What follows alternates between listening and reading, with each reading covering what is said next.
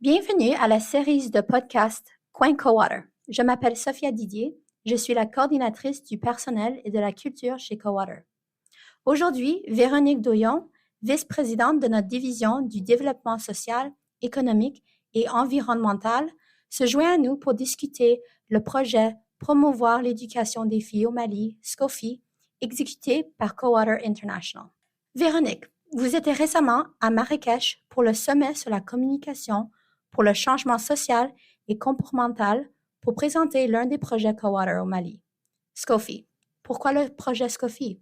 Bonjour Sophia. Le projet SCOFI exécuté par Cowater est issu d'un partenariat novateur avec la fondation OneDrop, un de nos bailleurs de fonds aux côtés d'Affaires mondiales Canada pour améliorer la scolarisation des filles au Mali.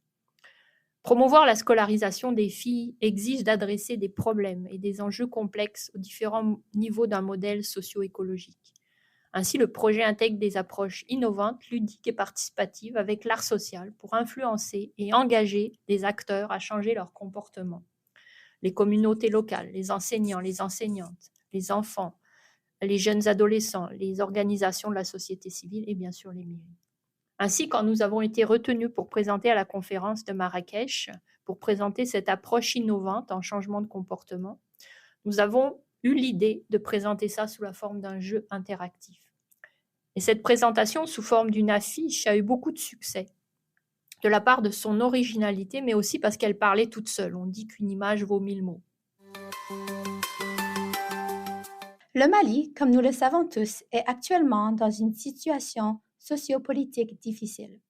Comment le projet SCOFI et Cowater arrivent-ils à apporter des changements positifs en manière d'éducation des filles et à relever des défis pour améliorer la scolarisation des filles? Quel que soit le contexte, l'éducation des jeunes est une priorité pour le développement de tout pays. Il faut supporter des approches systémiques, intégrées, multi-acteurs. Et pour cela, nous avons adopté un proverbe malien très porteur dans le contexte du pays actuellement. Éduquer une fille, c'est éduquer une famille, une communauté, une nation. Quelles sont certaines des leçons tirées du projet SCOFI qui pourraient servir de plateforme pour engager les communautés et les acteurs de l'éducation dans d'autres pays? Tout d'abord, l'importance d'engager tous les acteurs intervenant directement ou indirectement dans la scolarisation des filles. Je pense que quel que soit le pays, beaucoup d'enjeux sont similaires avec la gestion des écoles en mode décentralisé, par exemple au niveau des communes, qui doivent aujourd'hui assurer la gestion opérationnelle, mais également engager les structures déconcentrées du ministère de l'Éducation. Mon deuxième point serait relativement à l'intégration du numérique, qui doit aujourd'hui faire partie intégrante de tous nos projets, compte tenu du taux de connectivité, même dans les zones rurales les plus reculées, en assurant d'intégrer bien sûr les dimensions locales et sociétales qui parlent plus aux communautés d'intervention.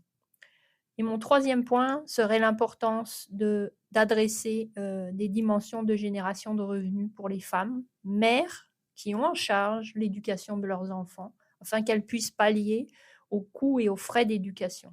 Ceci dans un contexte de crise alimentaire et d'augmentation de la pauvreté dans les zones rurales. Merci beaucoup, Véronique, de partager le travail effectué par Cowater pour le projet Promouvoir l'éducation des filles au Mali, SCOFI, et de souligner l'importance de l'éducation des filles dans tout pays.